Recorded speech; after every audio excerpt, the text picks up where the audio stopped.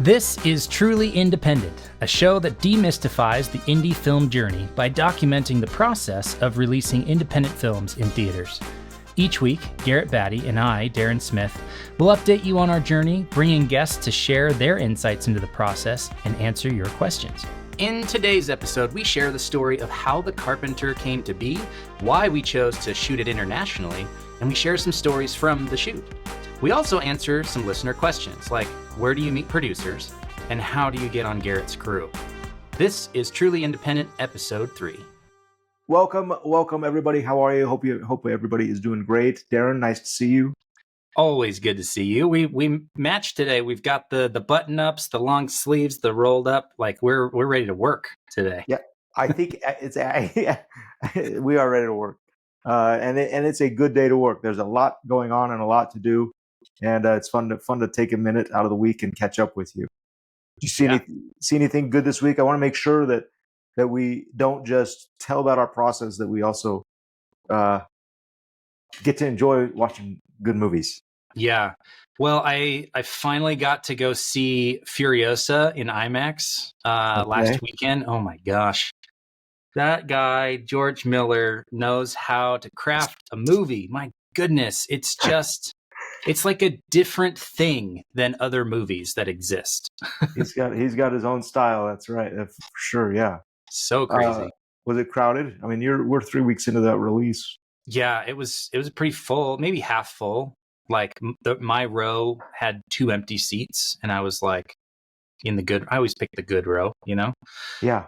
We all know what the good row is. It's the one that's like the middle of the screen height-wise, center of the theater. I can't do the sides of the theaters. Like I'm too much of a sound guy that I can't be on the right or the left. So like, yeah, I can't do it. Got to be center in the good row. I'm right there with you. And that's where they put sometimes in the luxury seats are right there. So nothing like sitting in a big luxury seat, with a little bit of popcorn and enjoying something like that.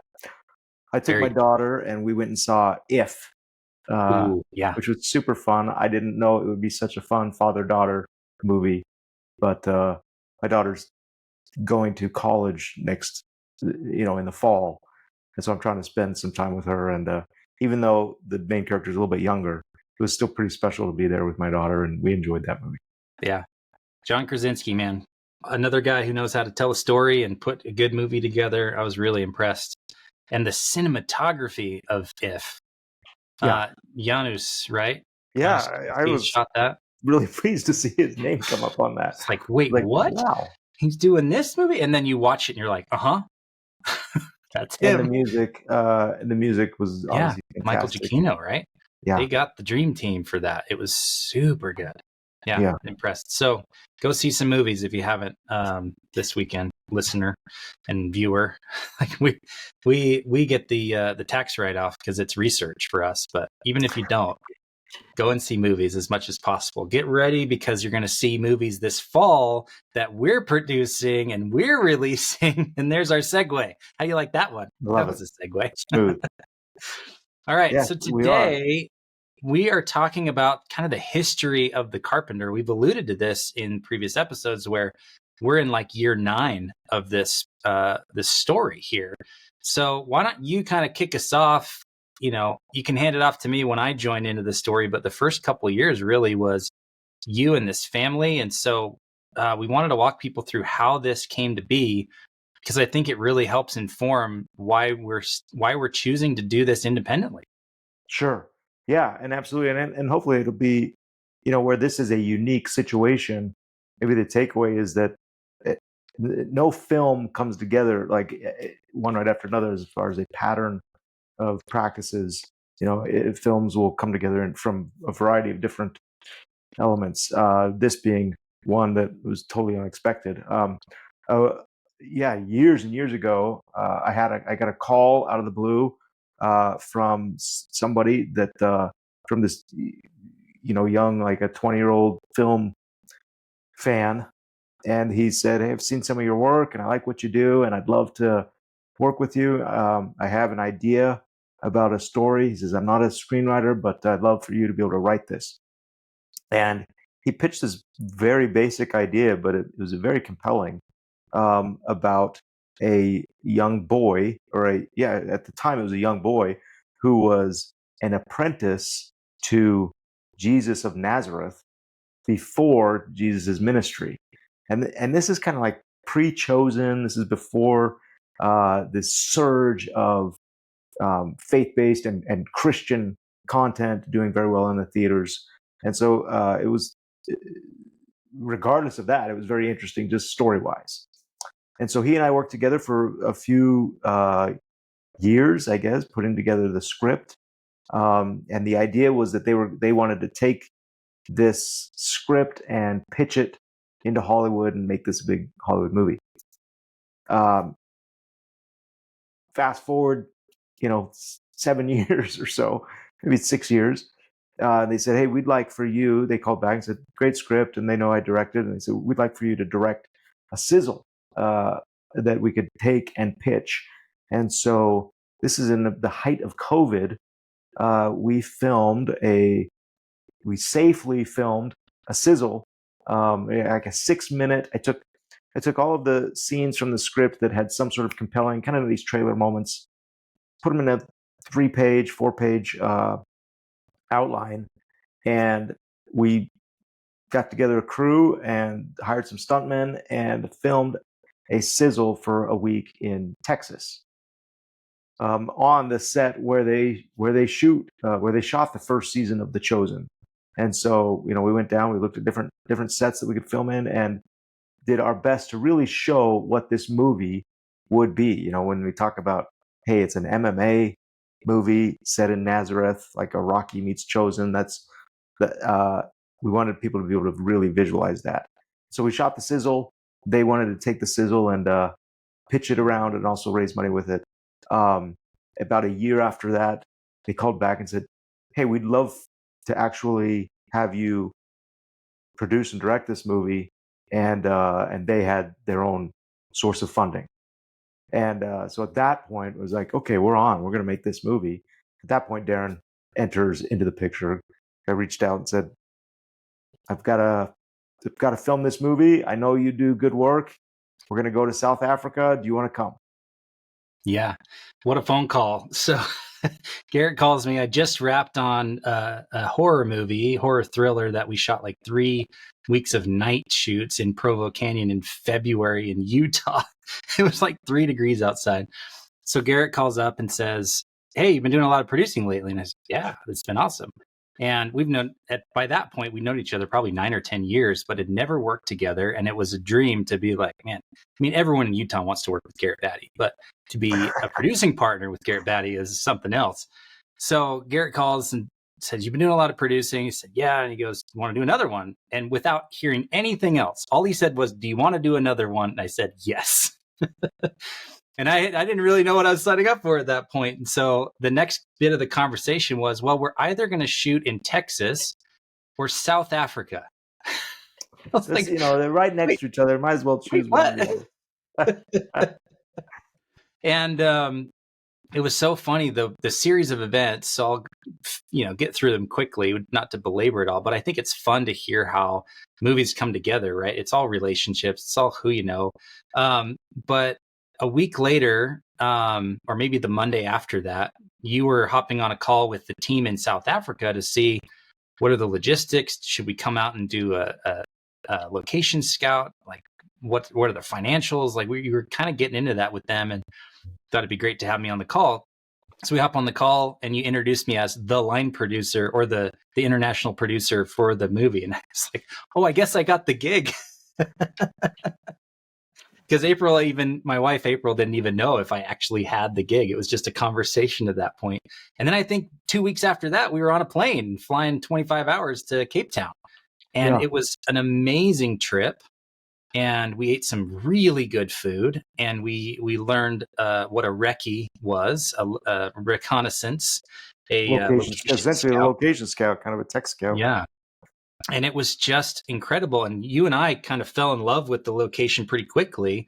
But it was then that we were waiting on Cam, the guy who called you and had been working with you for a number of years. We were waiting on him to fly in and kind of sign off, right? Yeah. And that was part of the plan. Is we knew, I mean, we knew what Texas was. We had a positive experience shooting there, and I had already done kind of a budget and a breakdown of the film. We knew what we wanted, and the question was, where would we be able to have the greatest access to that, and what would serve the film best? I mean, and Daren, I reached out to you, certainly not on a whim.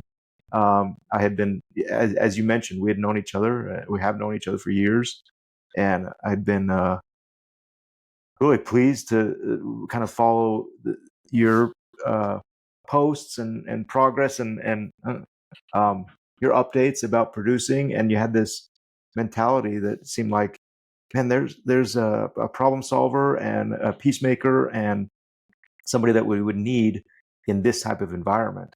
And so I was thrilled when you said yes. And again, you never know where your next project is going to come, especially as an independent filmmaker. It's not like studios are calling and saying, "Hey, we'd love for you to take a look at these scripts." Or no, you're at least in my experience. And so when I get a call out of the blue that says, "Hey, you want to help me write a script?" Yeah, that's something I would pay attention to. And it led to me and Daren going to South Africa. Daren and I. Daren and me. Yeah, so we get out there, and a lot of it was kind of getting to know you, getting to know the story, and really capturing and understanding.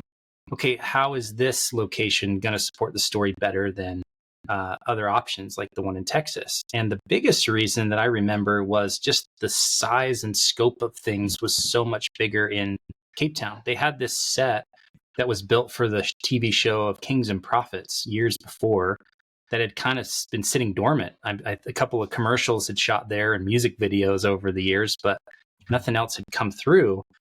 And it was this big set that had like pretty close to 360-degree views, uninterrupted with modern technology and civilization.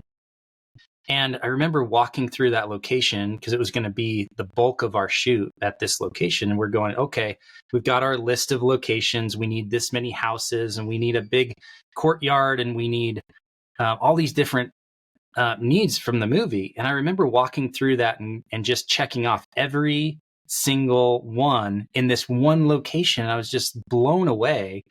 And this overwhelming thought of like, this set wasn't just built for Kings and Prophets. It was also built for us. And those people who built it didn't even know.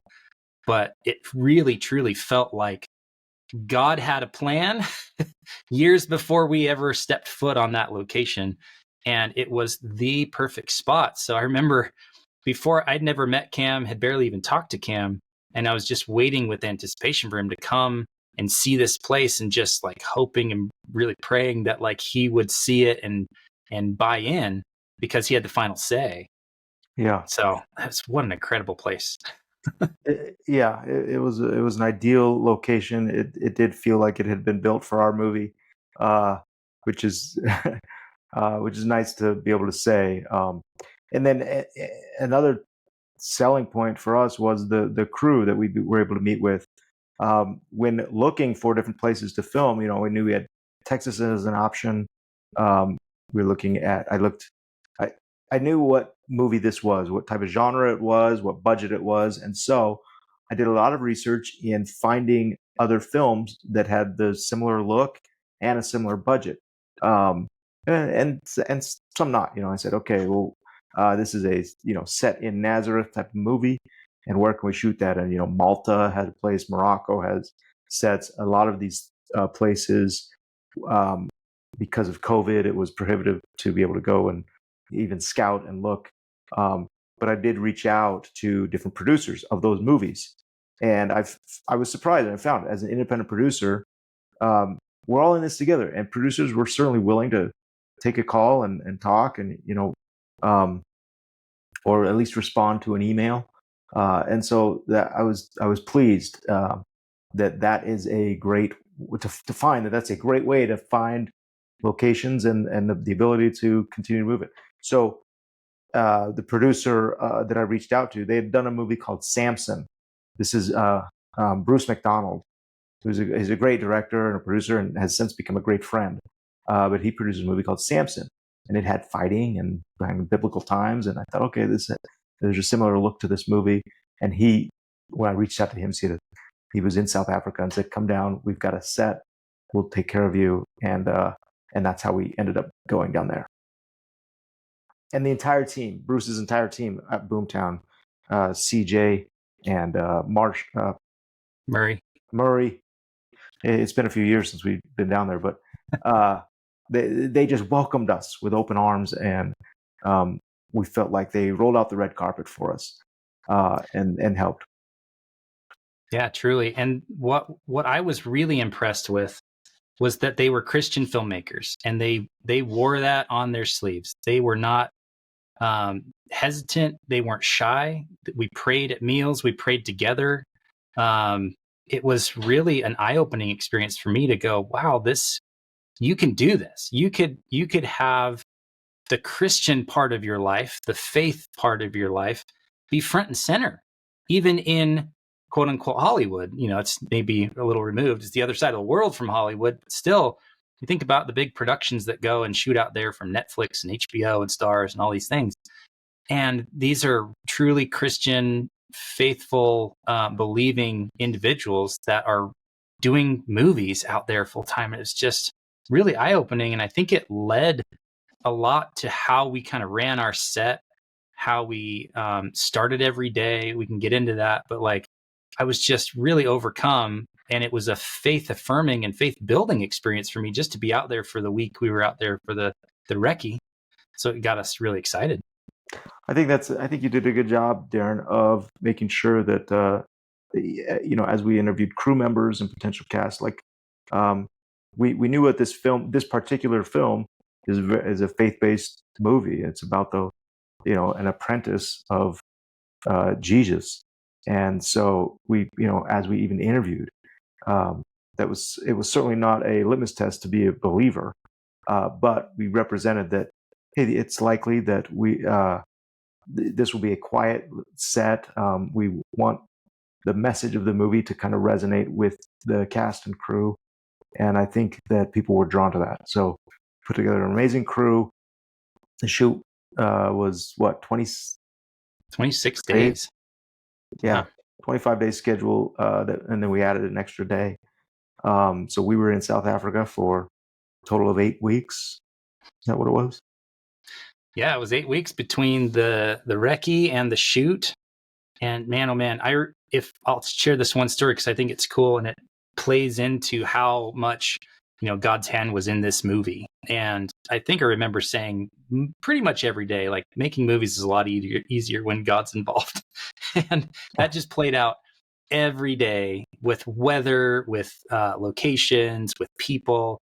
And there was a situation where we needed to reshoot a scene. And we didn't have reshoots scheduled. We didn't have extra days that we were planning on being there. I think we maybe had 2 or 3 days on the tail end of our travel plans that we were just in case if something happened, so we weren't trying to fly out the day after the shoot wrapped or anything. And we were looking at reshooting a big scene that had 150 plus extras. And we're like, we actually need more. We needed to recast somebody. We needed to reshoot this scene bigger and better. And it required the art department to redress a location, and there was a lot of expense involved. But the cool thing that happened was that there's an exchange rate between the dollar and the rand, which is the currency in South Africa. And we budgeted the movie off of a $14.50 to 1 rand, or the other way around, 1,450 rand to $1, something like that. And by the time we were shooting, the exchange rate had gone up to where it was 16.5 and 17, which means our dollar could go further. And so as we were bringing money into the country throughout the shoot, we were actually stockpiling a bunch of money because of the exchange rate. We just had extra rand to spend. And when I budgeted out that extra day and talked to all the department heads and put it all together, it was something like $68,000 that day was going to cost. And we had stockpiled about $72,000 just from the exchange rate. And so we didn't need to go back and ask for more money to reshoot or to add a day.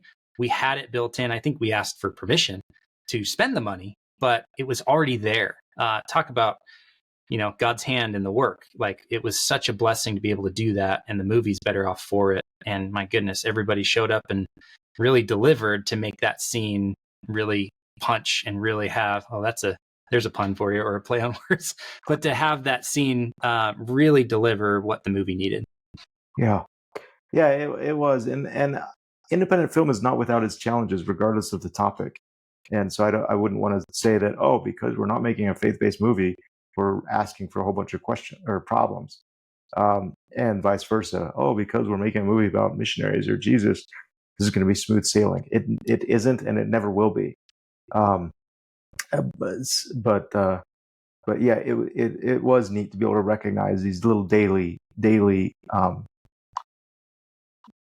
blessings that because we were on a set about and the film is the topic of Christ, that was openly addressed and spoken and recognized and acknowledged. Yeah, the crew was incredible. The shoot was incredible. We got back, and I think we wrapped end of August 2022, and you had set a date for a screening in January or February on a cruise. Yeah. So, talk us through. I wasn't as involved in the post-production of the Carpenter as I was in Faith of Angels, but talk us through that. How did we do that? How were we able to pull off a 3-month post-production? Well, we knew we were going to be on a tight schedule. We knew that we had to play this film, premiere it on a cruise. We knew that the Krebs family wanted the first screening to be with their family over Christmas break That's right. December 2022. And we had shot and finished by like September 1st or something like that, September 5th. And so it was a very, very tight turnaround. We were fortunate to be able to work with Timber Pictures, who was our the editors. Andy and Aaron were fantastic. And while we were shooting in South Africa, we would upload the dailies. They would download the dailies. And within a 24-hour period, they would have a pretty good assembly, sometimes even with like sound effects and, a pretty tight edit of the previous day's shoot. So that enabled us to be able to confidently move on, or to be able to say, okay, we need to reshoot, or we need to pick up, and things like that. So that, a week or two after I landed back from shooting, I was able to go sit with Andy and Aaron, watch an assembly, and then we had about 3 or 4 weeks to do a nice tight director's cut and get the picture locked. Rob Elliott did our music, and anytime I work with Rob, I do my best to send him the script as early as we can. His pre-shooting music even influences the movie, and he does a great job of reading the script, kind of anticipating and interpreting what we're trying to do, and he delivers it. This movie is unique because the Krebs family had very specific requests for music, and so it was fun to be able to translate their requests to Rob's sensitivities and style, and find a bridge between those two. And so that by December, we were able to show a fully mixed, composed, edited, locked cut, finished cut, essentially, that the Krebs family was able to watch. This movie is also unique in the fact that and the Krebs family had some specific songs, specific heavy metal, rock songs that they wanted in the movie. And so it's been fun to kind of blend, again, what they want as far as Metallica and Def Leppard and some really neat selections with a musical score, and try to make that fit all together. So it's been a fun challenge. Yeah. We didn't really touch on one of the biggest unique things about this movie, is that the two leads are brothers who haven't acted before. And so this started, you kind of pitched it as like a family legacy project, and it turned into a big movie that was filming internationally and with a decent budget and everything to support that. But how was that different? And how did you kind of manage that as the director going, okay, I've got to maybe coach these guys and teach them how to act as we're filming? And like, what was that experience like for you? Yeah. Yeah, that is a good question. And again, every movie is going to have its opportunities and differences to address, and the variables that you want to try to balance. And at the end of the day, have a movie. And this one was Cam and Kenny are the executive producers behind it. And from the get-go, they were optimistic about maybe putting into theaters, but the priority was to make a legacy movie for their family. And with that, they wanted family participation. And so there were Cam and his brother Colin were they at some point during the script writing and pitch process and sizzle, they said we're going to be in this. They would like to be in it as the two brothers. And as a director, I mean, that's what an exciting opportunity to go, okay, how can we make sure that with these guys in the movie, how can we best support them and make sure that what they bring is showcased well? And Cam and Colin are, I mean, they were incredible. Like, they're college football players, and just, big. They've got this brotherly love and this brotherly banter that is so fun. So we made immediate changes and adaptations to the script to make sure that a redheaded college football player had a reason to be an apprentice to Jesus in the middle of Nazareth.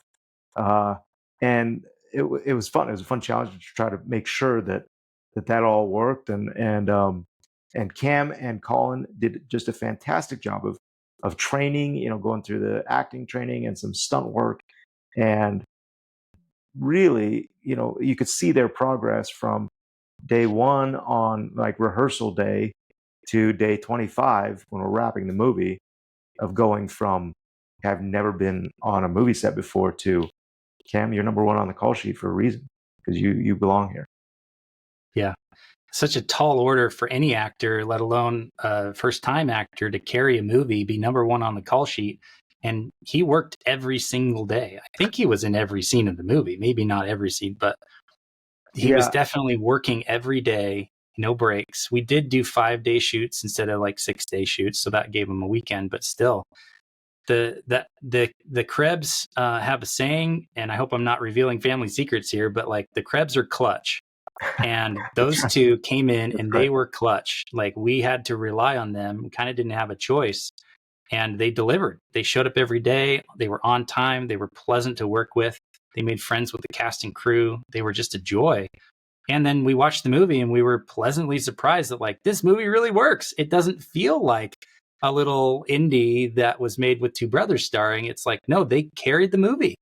And my gosh, it was such a joy to watch them and to see their performances come together on first the small screen as I'm watching it on my computer and watching edits and assemblies and stuff, but then to watch it at a festival with an audience. There's always a little bit of nerves, or like, are they going to like it? Are they going to think it's good? How are they going to react? Is that joke going to play? Is the emotional stuff going to pay off? And it really did. We were able to screen it in 2023 at the Zion's Indie Film Fest here in Orem, Utah, with a full theater of people. And it worked. Like, the movie worked, Garrett. Well, and it didn't stop there. I mean, we screened it, we submitted to a few festivals, and they all responded. And so it's played, at a festival in Italy. I got a call from the Boston International Film Festival and went out and showcased the movie there. And I got a call from a festival at the Museum of the Bible in Washington, D.C., and went out and showcased the movie there. And we've played it at several different places. And I'm pleasantly surprised. I'm as a filmmaker, or as any creator of content, you're very, very hopeful that people will respond well. And then when they do, there's still this element of surprise and gratitude and just relief that it's working and what you created is resonating with people. And that was a group effort to be able to do that. And I think that's evidence of, or supported by and driving Kenny and Cam to be able to release this movie now into theaters, where what it was going to be a family legacy movie certainly still is, but that legacy now is going to be shared across the country on 600 screens here in about 4 months. Yeah, very, very cool. I think hopefully we're closer to 5 or 6 months, not 4. I don't want to be 4 months out yet. We're in June. Holy cow, it's June.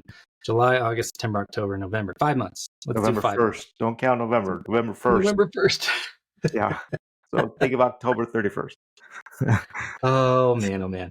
Well, yeah, I think that story of how the movie came together really does inform the decision to put this movie out independently, to do it the way that we want to do it, and to really connect with an audience and have that direct relationship, which is why we're doing this podcast, which is why we're relying so heavily on doing screenings and getting emails of people and being able to connect with them in a more personal way than to hand the film over to a distributor and say, please do a good job with this. Being able to maintain that really high touch and run the play, as it were, is really exciting, and it really just fits with the entire story of the movie, The Carpenter. So very cool. Yeah, we're 4 or 5 months out, depending on how you want to calculate Depending it. on when you listen. Maybe if you're listening to this in September, then we're 2 months out. Yeah, I guess you're right. It's 4 months because it's June 1st, July, August, September, October, November. No, November 1st. 5 months. I'm going with 5 months. I'm sticking to my story. Awesome. It is fun to see I mean, it's a good point, Daren, that you make. The Krebs family mantra, being clutch, but they've done every step of this thing on their own. Where they said, hey, at first we want to sell the script to Hollywood, and then they're like, no, actually, let's not. We like it. We like the script. We like the process. Let's do the next thing. Okay, we want to pitch the movie to Hollywood. No, we like this movie. We're gonna make it on our own. And then same thing now with distribution, where hey, we can take it, we can serve it up to an independent distributor, or no, we're going to do it ourselves. And so that's kind of been their mantra, and so far everything's worked. Yeah. Oh, so exciting. All right. Well, there you go. If you have questions about this episode, make sure to join the email so that you can ask us questions, and we'll answer them next episode. But we do have 2 questions today to kind of wrap things up. The first question that I got was, where do you meet producers? So there's lots of filmmakers that listen to this show, that are out in the world, they're on social media. And that's the question I get a lot, both out in the world and now related to this podcast. So my answer, like, to give you a real answer and not just say, don't do that like I did last time. The answer is, like, go to where the filmmakers are, go to where the producers are. They're attending film festivals with their movies.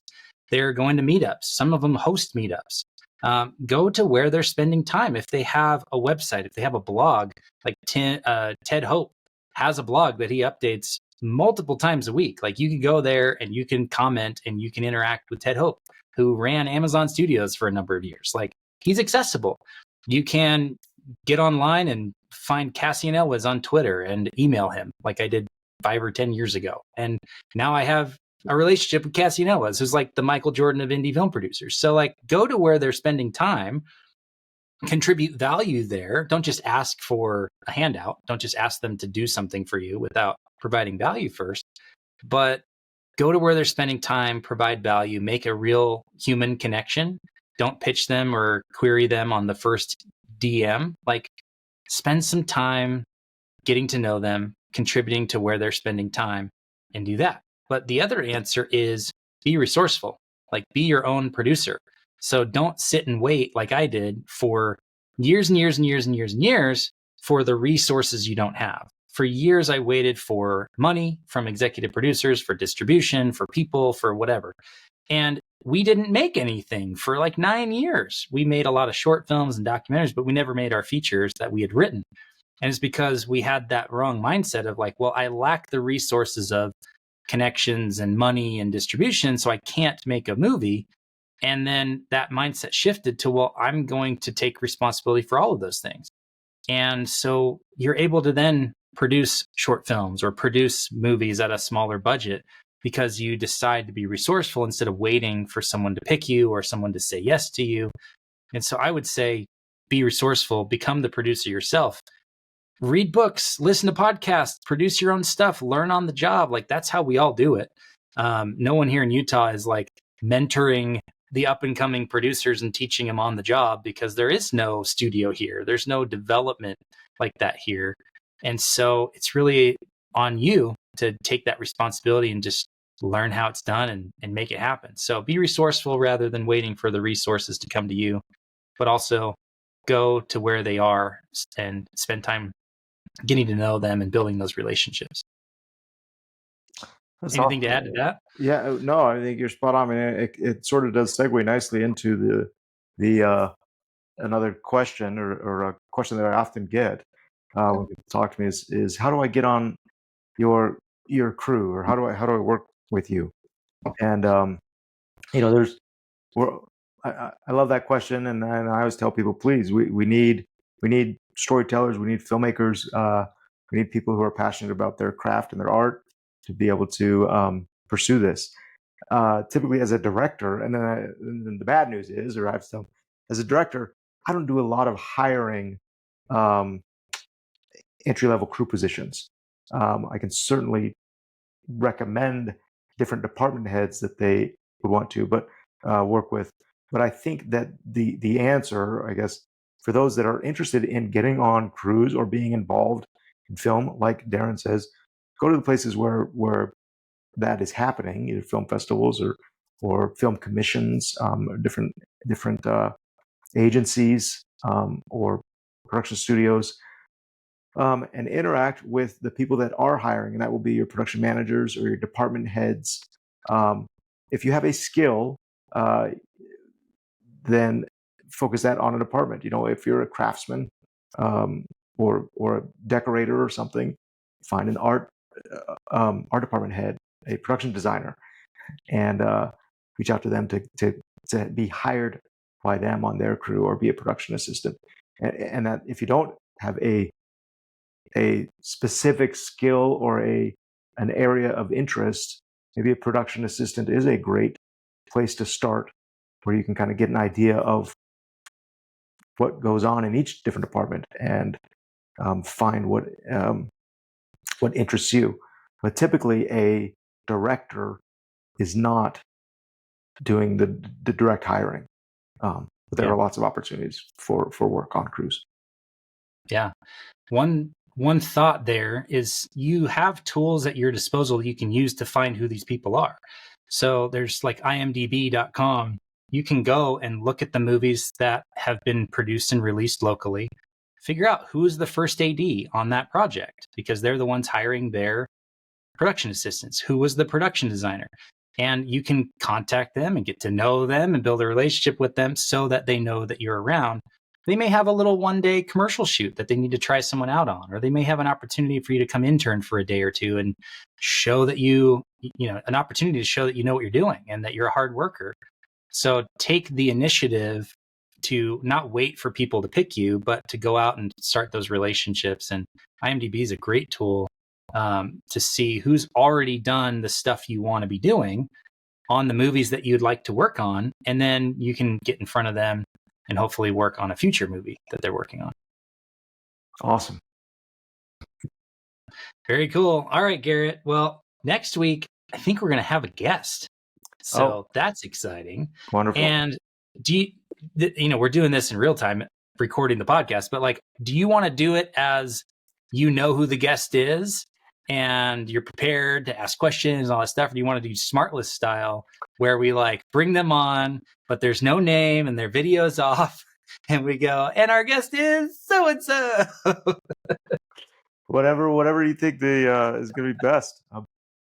That is a fun format to hear those guys be surprised. And it is fun format, but it's always ruined by the fact that the guest is in the title of the episode. So yeah, for the audience, it never works for me. It only works for them on the show. Yeah, that's fine.